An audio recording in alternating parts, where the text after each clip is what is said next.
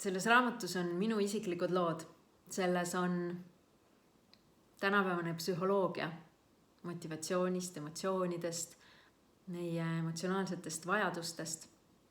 Ja selles on 10 harjutust. 10 harjutust, mida võiks teha vähemalt aastas korra, et oma elule korra selline kullipilk peale visata ja teha sealt otsused, mis ja kuidas edasi, milliseid harjumusi võtta, milliseid jätta. Sest ma usun, et elu on nagu keerdtrepp.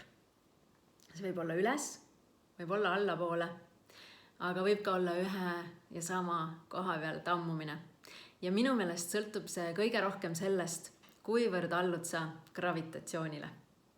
Aga gravitatsioon elukeerdtrepil on mugavustsoon. Kuivõrd sa allud mugavustsoonile. Mugavustsoon on see tuttav ja turvaline, see, mis on kõige tavalisem ja harilikum sinu jaoks, mis on normaalne. Ja mugavustsoon on mugav, kuigi seal ei pruugi olla mugav, aga veel ebamugav on sealt välja tulla. Kui aga sealt välja tulla, siis see ongi elu uus tase.